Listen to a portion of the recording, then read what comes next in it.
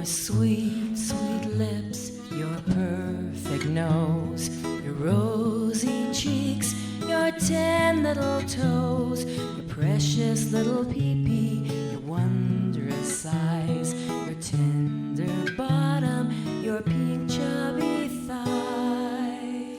We've waited so long for you to come. I'm your dad, and I am your mom, and we can see it's perfectly true.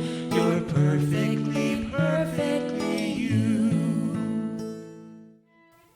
Welcome to BEPE Presents. Birth and Early Parenting Educators is an alliance of professionals interested in and focused on the first period of human development from conception to birth and breastfeeding. This is a dramatically important aspect of human development, perhaps the most important time for human beings in their development. And this is because we've learned recently that the baby in the womb is extraordinarily sensitive and vulnerable and open and communicative as we were never able to know before. And we want to get the message of these new discoveries out to parents so they can benefit from them as soon as possible. This program you're about to see is one in a series of programs that we've prepared for you, which we hope will be very fascinating and illuminates this period of human development. You're perfectly, perfectly you.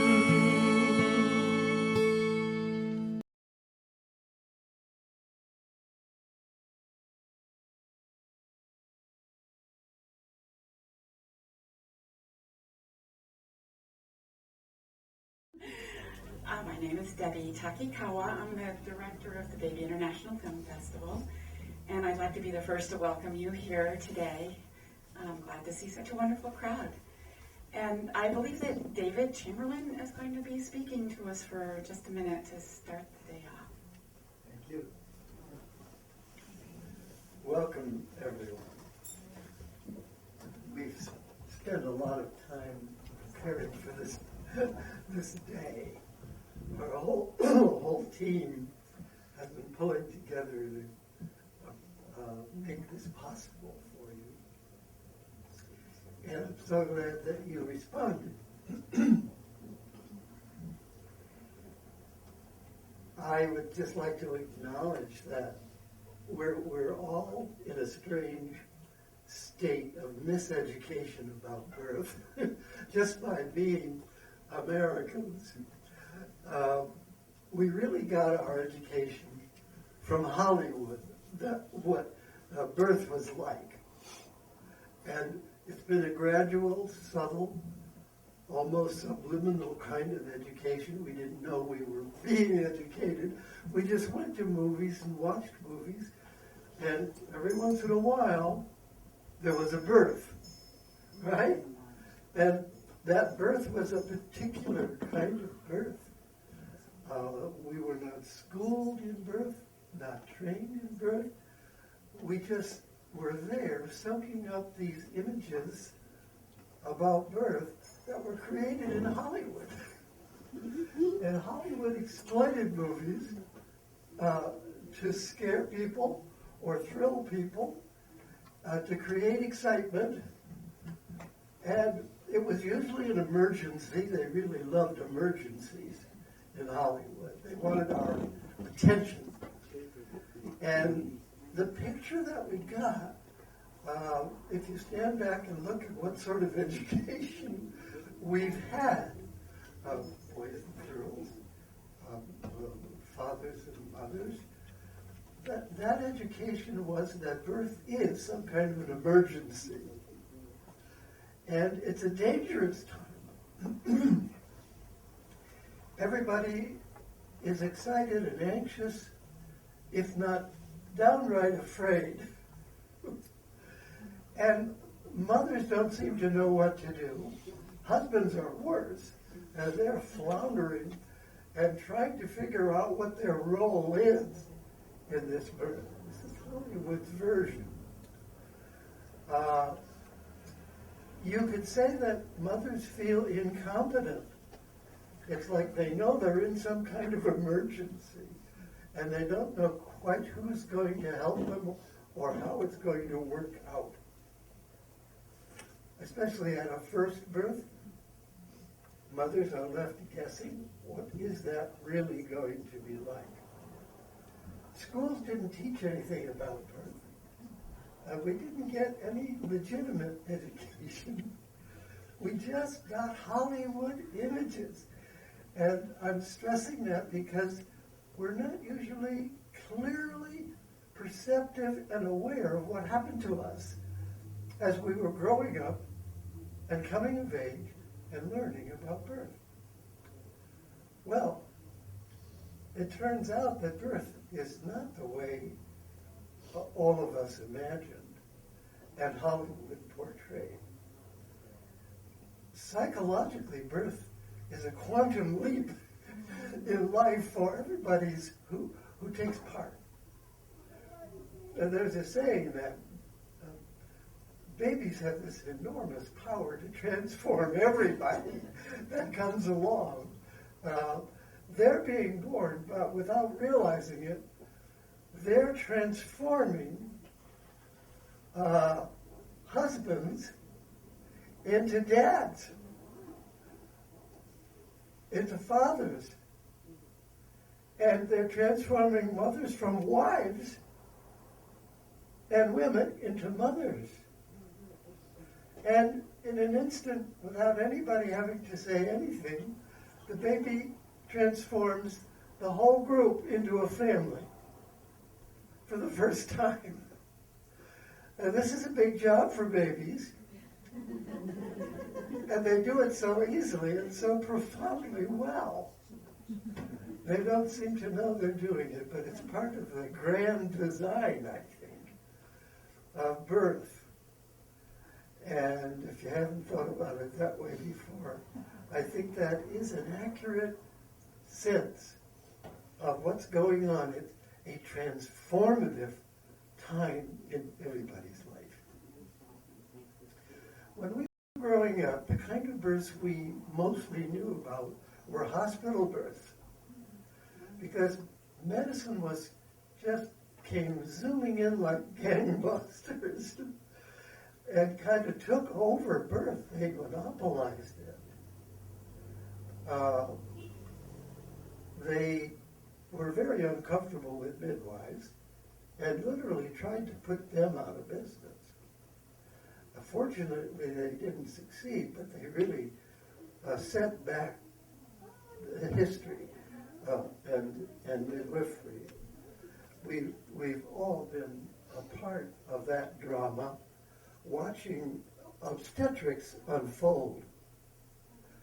And the typical byline for obstetricians was, trust us, we know what to do, we'll take care of everything, we can handle it. That was their role. They were trained as scientific experts. They felt that they knew more about birth than anybody on the planet. And they were very proud of their education. And they proceeded with utmost confidence that they were ready for anything that might happen at birth. And of course, anything might happen at birth. There are all kinds of possibilities. And I think American women kind of rested in the confidence of medical practitioners. And what happened historically is that birth moved into the hospital. It was a kind of choosing that led somewhere, and we didn't realize the consequences or the implications in advance. But that's simply how birth developed in our time. I may be the oldest one here at 83, and so I was around earlier to sense this happening, to observe it happening, and to try to think about what it all means as a psychologist. Eventually, I became one of the pioneers in that field of prenatal psychology. Some people have not heard about prenatal psychology yet. So it's very new, but it focuses all attention on the facts of life at birth, the importance of the whole process of pregnancy, from fertility at the onset and all that embryology going on, and how the baby's constructed in the womb. And most of all, what we've discovered is the baby has a mind that we were not expecting. We thought it couldn't have a brain, and we thought the brain was everything. We're only now getting very clear that babies have a mind as well as a brain, and the mind comes earlier. And this helps to redefine parenting for those who know these facts. Babies have an awareness, and they don't wait to develop it. It seems to come with them. Now, these are startling new facts, and I'm only mentioning them so you can appreciate that this new field of prenatal psychology is quite important for all of us to understand. Now, these films that we've gathered today are full of images, inescapable images, and this is why we've gone to all the trouble of gathering up these new images of birth that are very unlike anything Hollywood was thinking about. We sense that there's something new happening in the world around birth. Yay. And not everybody is aware of that or cares about that. But parents are caught up in it. They can't avoid being caught up in birth. And everything they do, literally, is going to make a difference from conception and the awareness of the pregnancy onward through 266 and a half days, which is technically what gestation is all about. These films show the end of that process at birth. We're not showing you embryology, we're showing you birth. And we hope the images will stay with you forever and drive away any other images that you might have about birth as you sit here today. What will you look like? What will you be like? There's a lot of stretching going on and a lot of stretching to do. Am I ready? Will I ever be ready? Does birth wait for me to be ready? I wonder how much more I can stretch. I'm so big. How can that possibly fit through there?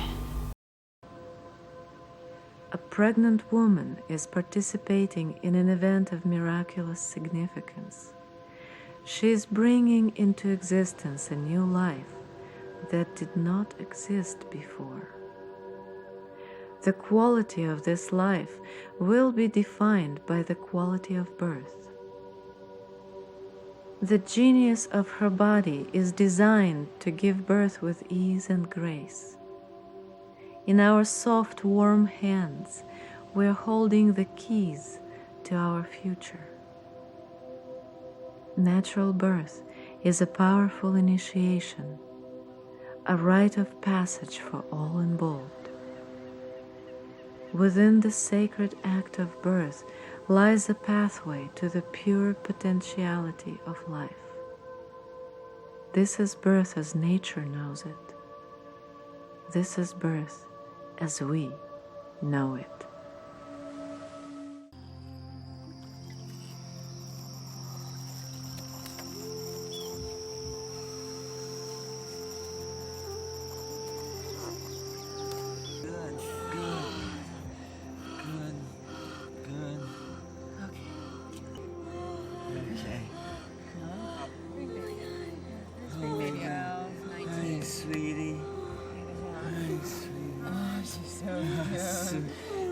boy. It's a boy.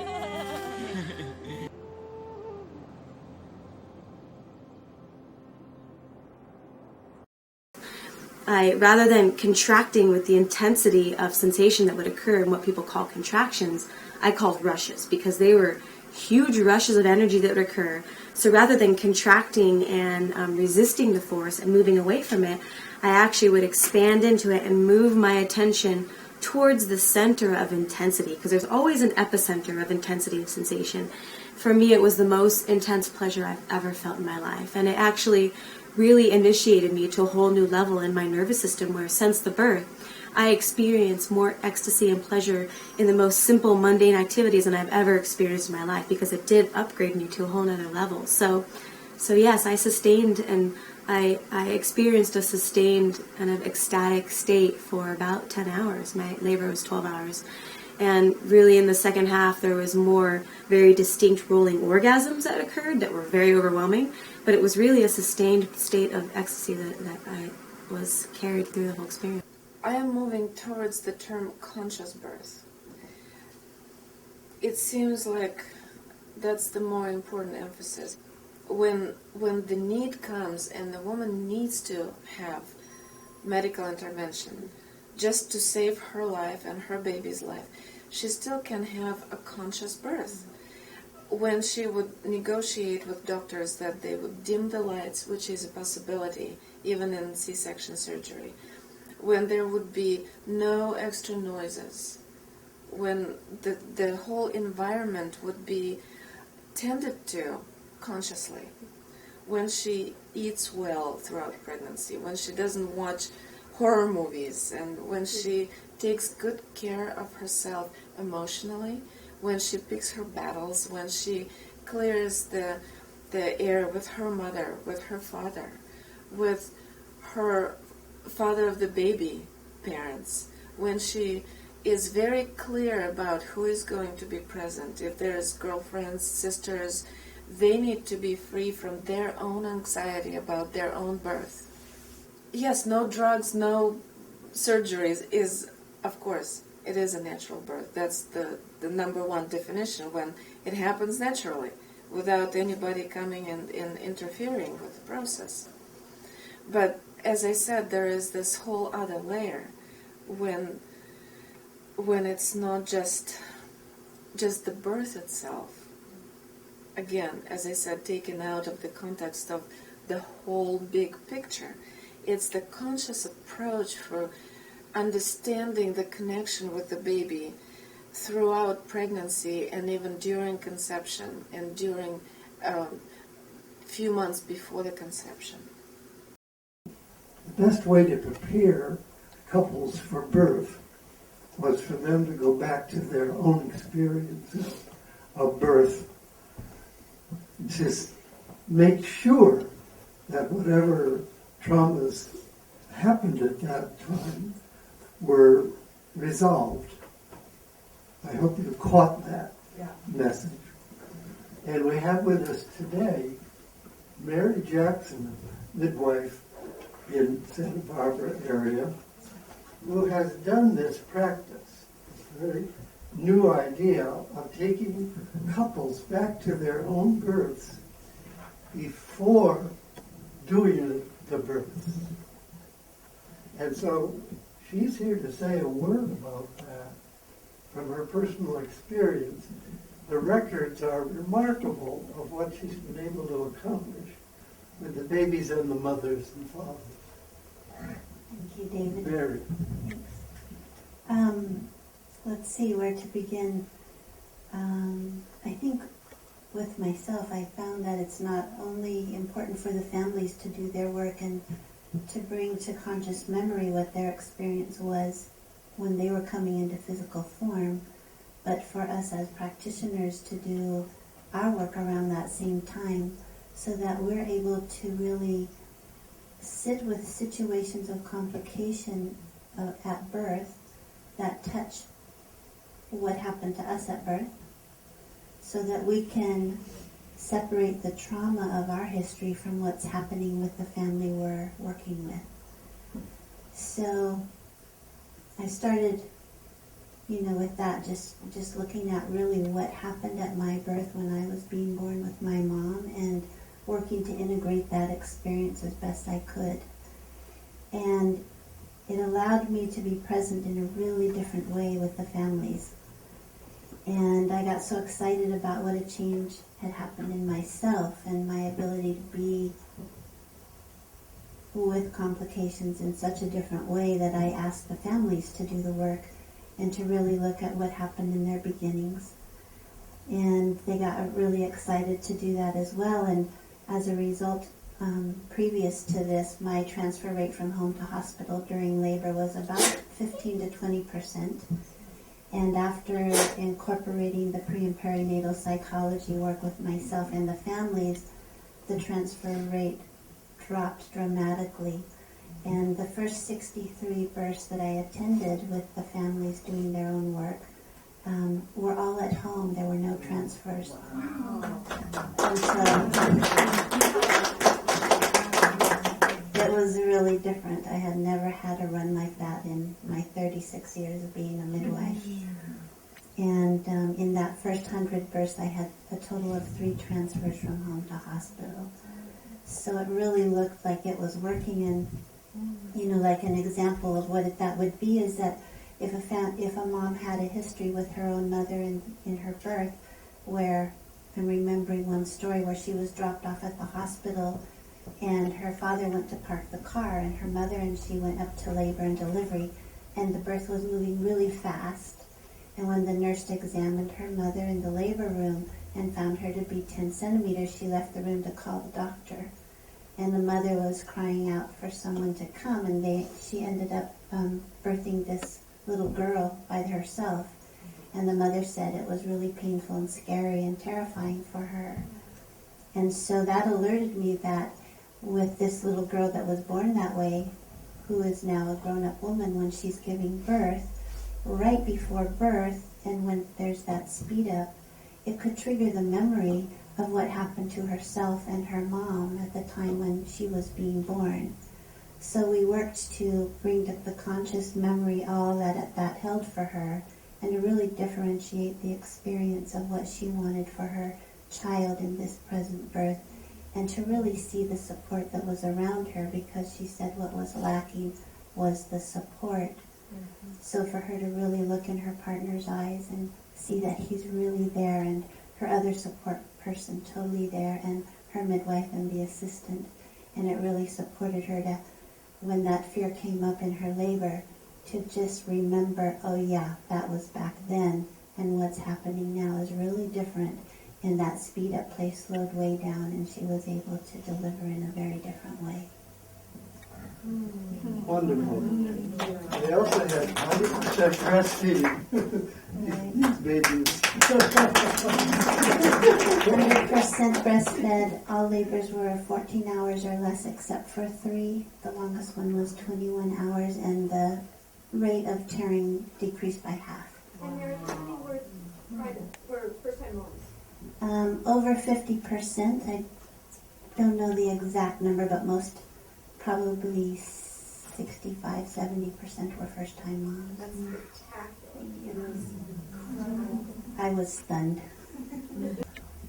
Martha Turner is a member of our group who's been doing work with birth around the world. And I wonder, I'm curious to know if she sees, what birth is like in other far places. Is it any different from what it is here? Are we doing better? And in contrast with what Mary is reporting, what are your reactions to that from your experience around the world? Well, I'd like to maybe put it in a bit of perspective, is that I've been a midwife for 17 years and have worked in a variety of settings, and primarily I've been in hospital-based midwifery services and worked to maintain, protect normalness of birth within the hospital setting for the first about 13 years of my career. Decided I needed to make some changes, and as David has alluded to, I started working some international work. humanitarian aid organizations. In Uganda I've been, and I spent 5 months in Nigeria with Doctors Without Borders, and went to Haiti after the earthquake this past spring. And it's been interesting, of course, to see the contrasts of birth in America, and considering the statistics that we have, the difficulties we have, and then seeing the birth happening in developing nations, or as we used to call them, third world countries.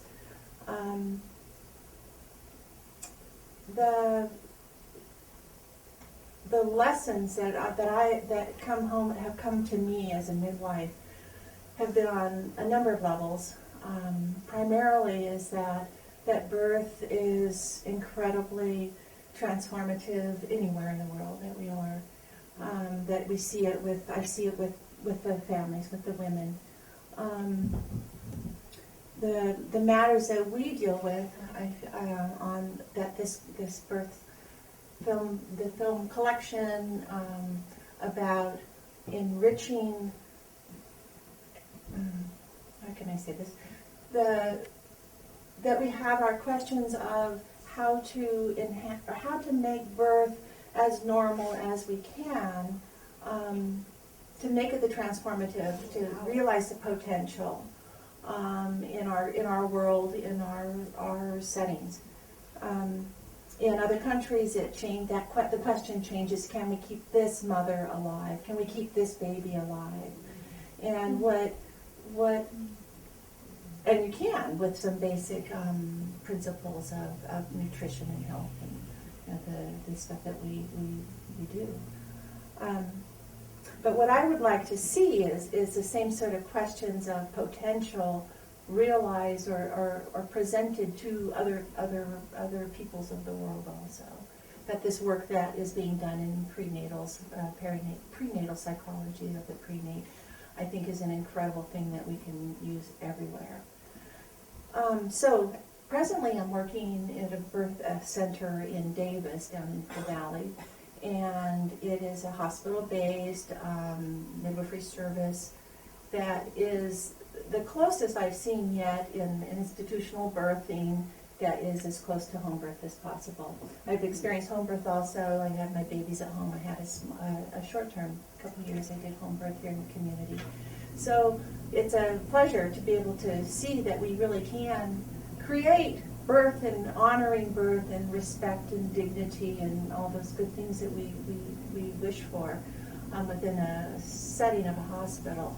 We do have water birth. I saw that the majority of these birth films were centered on water, which makes a lot of sense. And it really gave me some pause when Elena was talking about how putting the woman into the water isn't necessarily going to make it, but that it allows her to then make some transformations. And when we think we all came from the water, we came from the water, so we go into the water to give birth to our babies, and there's just something really profound about it. So we were able to offer that at our birth center in a hospital. And I know there are myriad reasons and complex issues why we don't use this model in more hospital births, since the majority of women do have babies in hospitals. But I think that we can apply those principles. What hospital is your birthing center? It's called Sutter Davis Hospital. Sutter. So it's a Sutter. It's part of the Sutter system. And what is the reception to having water birth within Sutter? Do they see? I know I've been involved with birth at Sutter in Santa Cruz, and also we have a Sutter hospital up in Lake County. And varying degrees of acceptance. Is it something that's coming from corporate down, or do you see that? That is something that's just, I think we're kind of on the cusp of some changes. When I got there, I'd been there about a year and a half after coming back from Nigeria, and I couldn't understand why in the world are not all of the, why is this model not being applied? And it's economics, it's finances, it's competition, it's power, threats of, structures and all kinds of things. But yeah, it's being looked at. Santa Rosa is looking at it. I understand Lake County is also. Do you think it's kind of part of the impetus to change is coming from women wanting Yes. And the birth outcomes. The statistics are incredible that come out. I mean, ours is the lowest, of interventions and C-sections and all of that in the entire region. It's pretty amazing. Yeah. Great. Thank you. Nice day. We'll talk some more later. Yeah. Good.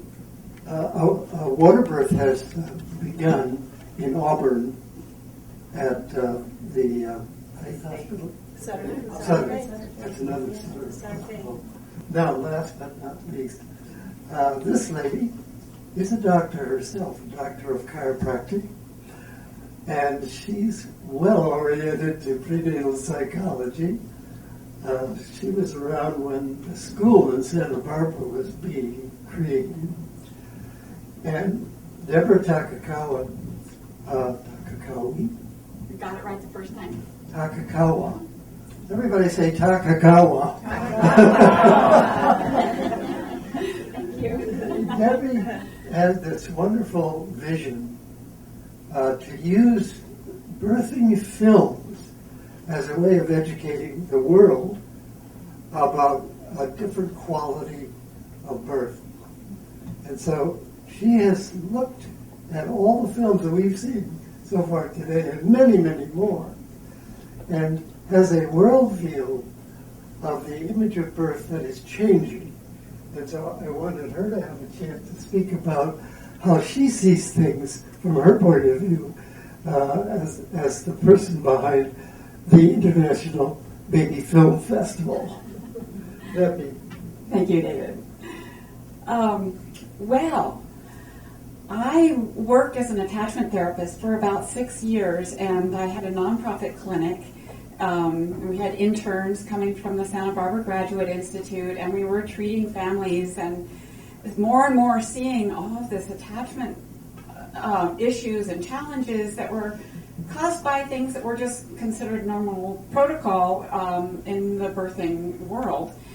And so as part of an outreach, I made the film What Babies Want, and I thought it was just going to be a little educational video, and it ended up going to a lot of big film festivals and getting awards and getting recognition, and people, just normal people who don't know anything about our little world, would come up to me and say, that film has changed my life, and everything's different for me now, and I understand what happened to me and my brother, or I understand what happened to me and my mother, or whatever. And I started to realize that if we got these films out into the world, we could prevent way more trauma and injury than I could ever begin to treat. So I closed my clinic, and I opened the film festival idea, and I started taking the films around. It just felt like I was treading water in that clinic. Like there was no way I could keep up with what was going on in the world. So I made the change, and now I would like to encourage each and every one of you to show these films and to talk about what's going on with birth, and to reach out to the perfect stranger and say, wow, I see you're pregnant, and I know this really cool film, whatever film you like. I know this really cool film that maybe you'd like to see, and give it to them. I know when we made What Babies Want, Noah Wiley did the narration, and his wife, Tracy Wiley, who was really the driving force behind a lot of it. She was so excited when we produced What Babies Want, and she said she actually would chase women down on the street and put the film in their hands. And I feel like, if she can do that, anybody can do that. It's something any of us can do. And it just spread the word. Spread the word. We can make a difference.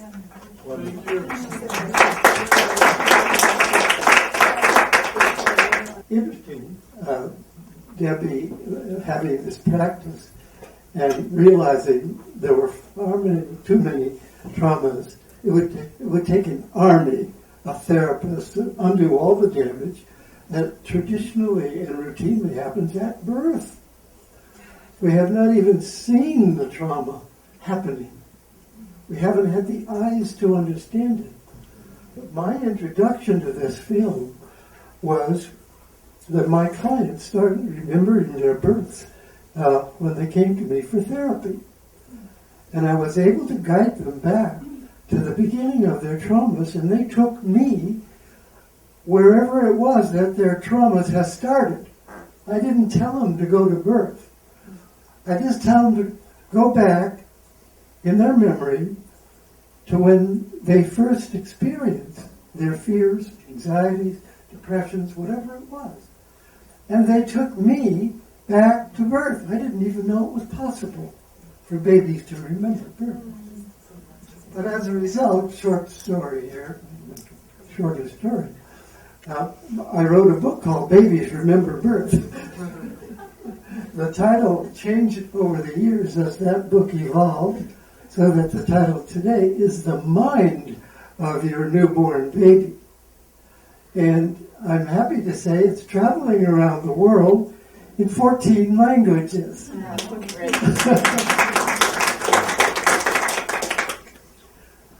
So I also realized that it would take an army of therapists to take care of all the problems that we were creating without realizing it at birth. And I became more interested in education, lecturing, writing, doing scientific papers. I have 60 papers in publications now. And all of them scientifically ground the things that, these new ideas that you're hearing about today.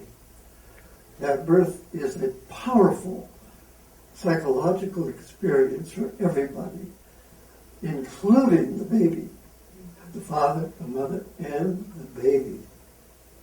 I can just tell you that the baby is much smarter than we ever thought possible, and that the smartness of the baby is not so much related to its brain, its physical brain and biocomputer, but it's more explainable by what we would call mind or even soul, which seems to come with the baby into this world. It's not something we educate the baby to do. The baby brings this intelligence with itself into the pregnancy. And this opens up a whole new world of attitudes and values and understandings of what is a baby. What is a human? I like to remind my audiences, babies are us. You know the store? You know the store? Well, it's the truth.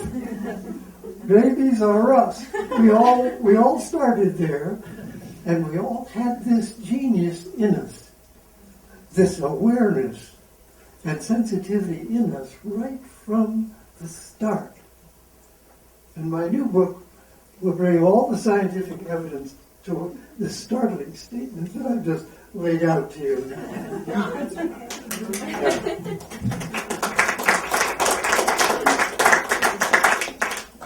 The name of that book will be Windows on the Womb, Your First 9 Months.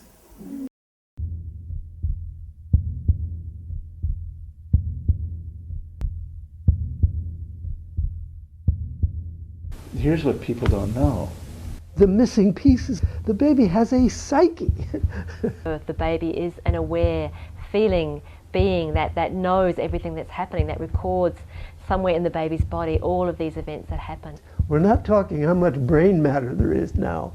We're talking psyche, which literally means mind or soul.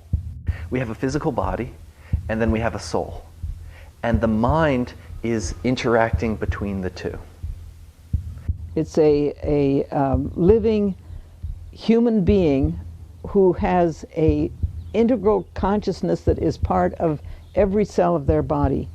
And from the moment of preconception, I believe that even before conception, the entity who is wanting to come in is part of the environment. But the idea of the prenate being conscious and its character being developed in the womb is not accepted in the mainstream psychology. Not a job. It's bringing a new soul into the world. You know, you see the presence of God and you see a new life.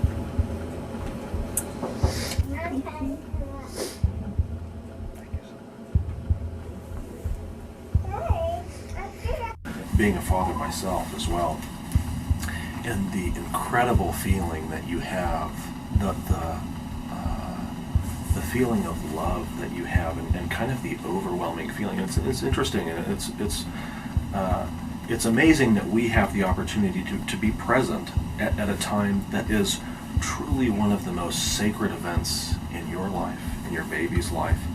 And we, who generally walk in as oftentimes as complete strangers, have that opportunity to be there.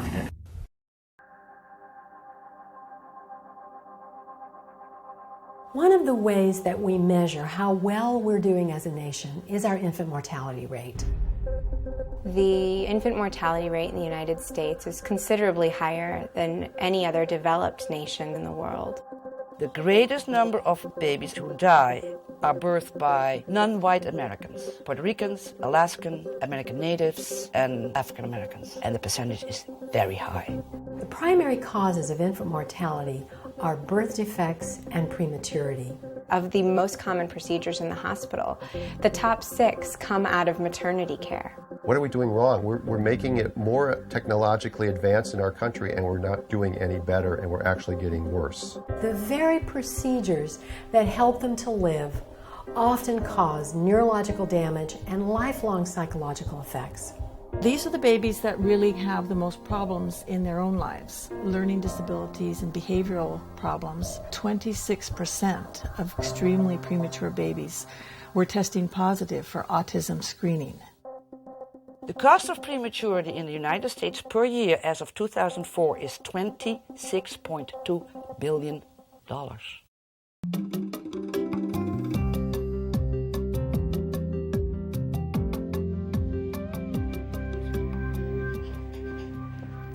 Roughly 4 million years ago, our ancestors stood upright and began to walk. This simple balancing act did more than anything else to change our human future. With all the new activity, our brains grew larger, and as a result, our heads got bigger. Meanwhile, the pelvic outlet actively contracted, becoming too small for the larger head. So a natural compromise was made. Human babies began to be born less developed. Because we had 2 free arms, we were able to look after our young outside the mother's body until they were old enough to join in the conscious business of living. And so human babies began to be born at an earlier stage in their development. Since then, through our entire history, all babies, whether premature or full term, reached viability on their mother's breasts. And then, in the 20th century, another dramatic change took place. We developed the means which allowed us to substitute natural love, warmth, nutrition, and protective care with modern technology.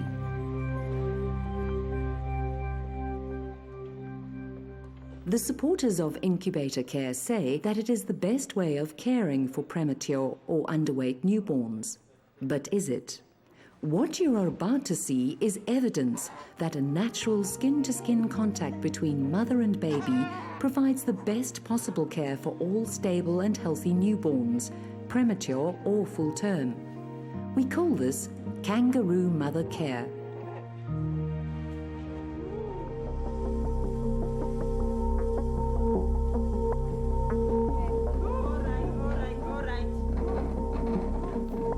The birth of a child should be a happy event for the mother, but in the case of a low weight or premature birth, the experience can cause the mother great anguish. But this can be turned around to the great benefit of both mother and child by Kangaroo Mother Care. KMC is a wonderful and revolutionary way of caring for all newborns, but in particular in caring for low birth weight babies. But where does the name kangaroo come from? And this baby doesn't look very happy, does it? Dr. Niels Bergman has worked with the KMC concept for many years.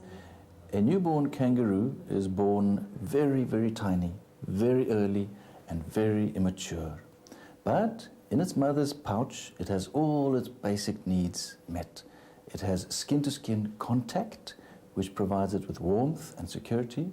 It has access to the nipples, to the breast, which provides it with its food for growth. And it has protection, which is what it needs for security while it's developing and growing. Many mammals are mature when they're born, well developed and able to look after themselves from birth. Other mammals are born immature and need parental care and protection. But of all mammals, the human newborn is the most immature and the most in need of parental care.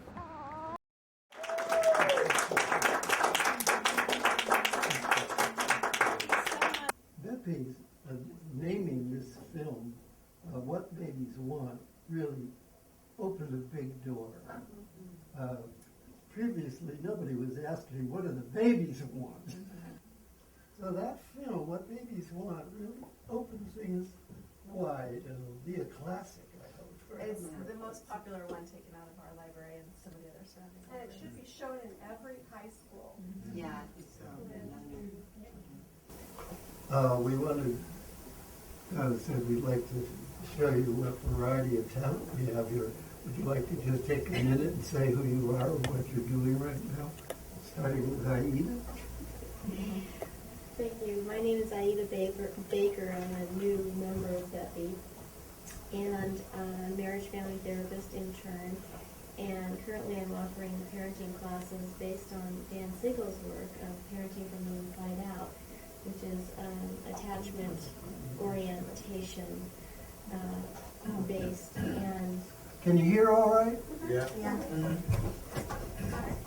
And I'm offering free talks over at the Briar Patch the second Wednesday of the month, which are based on attachment, helping individuals. It's okay. I don't think we know.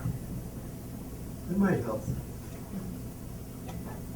Individuals, parents, and couples understanding their attachment style and how they bonded with their early caregivers and how that plays out in their parenting or in their adult love relationships and intimate relationships throughout their lives, and that we can change those bonding patterns, and that the amazing thing about attachment is that we can heal and transform some of our, about 50% of the population didn't experience a secure attachment, and so the fabulous thing about it is that can change. So that's what I'm all about right now.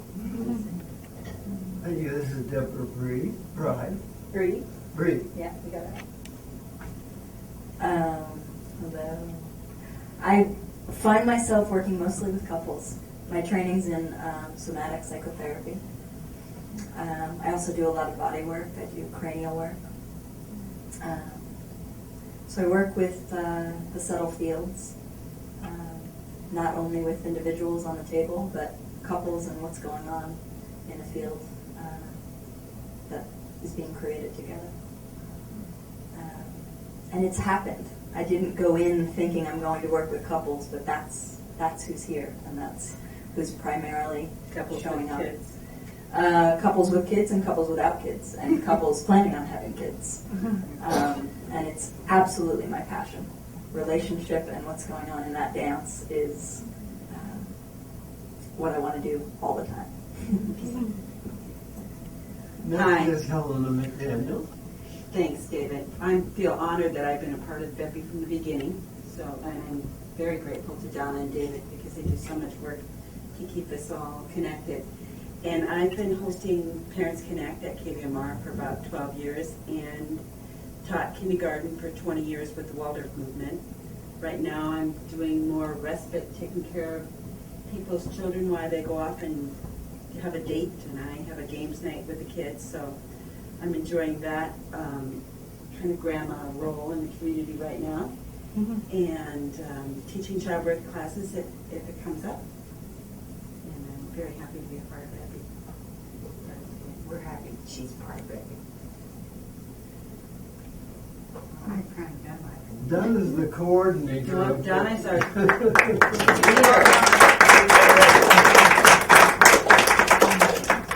We're an unorganized group. Unorganized? Unorganized.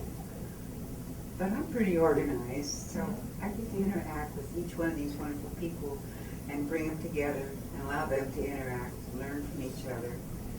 and share. And we have a lot to share with each other. Sometimes we have so much to share we can't get our business done. But today was big business for us, and we're so glad that you came and shared this with us.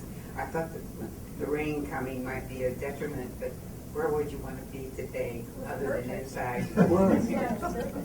So we thank you, and we're all very happy with our day.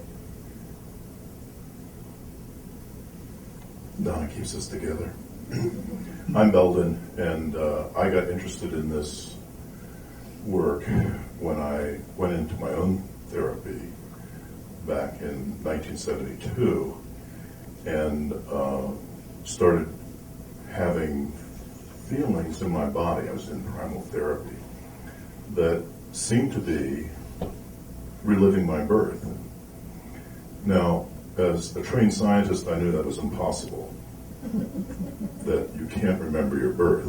And yet here my body was going through birth movements, making the arc de cercle, and I was pretty convinced that I was re-experiencing birth. I didn't know anybody was doing that at that time. And it turned out that a lot of people were, as they got very deeply into their own therapy.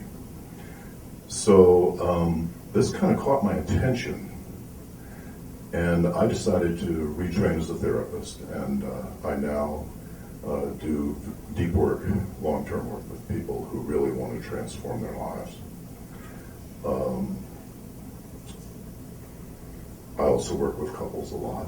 I love doing that. I am a survivor of the School of Hard Knocks in relationship, and I think it's extremely challenging. I'm now writing a book on relationship and trying to bring that together with what happens inside of us as individuals and why we are wounded in relationship and what makes us free to be able to relate to one another. Great, thank you, Belden. I think I had my say. This is Denise Reynolds. So I came to be involved in the birth field when I was trying to get pregnant. And after 7 years of trying to get pregnant, and I went through midwifery school and became a doula and childbirth educator.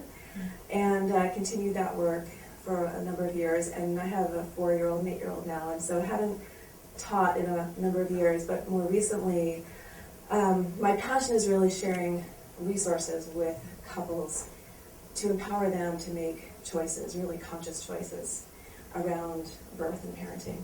And so now I'm really getting into fertility and sharing my knowledge around that and helping women and their partners to look at optimal health and fertility before they become pregnant.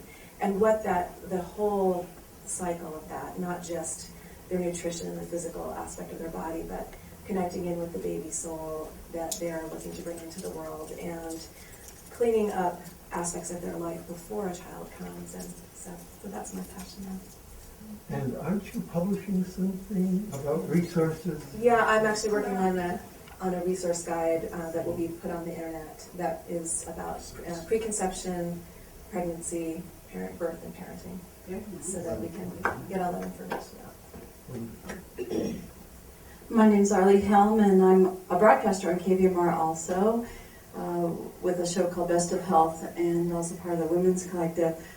But I thought I was very passionate about helping breastfeeding women as an avocation, and I was already a published author in computer databases and nutrition when it suddenly became very clear to me that I had to make this my vocation instead. So I went back and did my master's in infant nutrition and breastfeeding and became a board-certified lactation consultant. So that's where my life has gone from there. So, and yes, I just got a big grant, $300,000 to spend this year promoting breastfeeding in our county. This is Pam. She's an herbalist. Yes, Pam Caldwell. I am an herbalist. I specialize in all things childbearing, fertility, pregnancy, birth, postpartum, a lot of lactation work, PMS, anything women-related. I also am an angel therapy practitioner and intuitive, and I work with a lot of people on that realm as well, helping to connect them with their babies even before conception, during pregnancy, if they're not going into labor, checking in with the baby, what's the baby needing in order to get this initiated, and it's very rewarding work. But I want to say, this is just 8 members of BEPE, and there's 30 of us, including Helena. In Chico. And including William Emerson, when he came to do a workshop here. He loved us so. He says, I want to be a member. So he's in Petaluma. Yes, he's in Petaluma. And we have persons in Washington, D.C. who call themselves BEPE East. They have a lady, a wonderful woman, doing birth work in Nelson, British Columbia. And we have a young lady over in Lake County that you heard from today. She came over to help us, and she's getting quite interested in that. Stand up. Beautiful. And she's going to be doing a Baby International Film Festival over there sometime around February. Did I hear that? Spring. And Debbie is looking forward to working with her. He's had some really big ideas for it. Sounds great. Northern California, the International Northern California Baby Film Festival. Well, that's all I want to say. I certainly have something I want to say. The audience has something. Yes, do you have any comments that you'd like to offer at this time, or questions to anybody here? The babies of the world, thank you.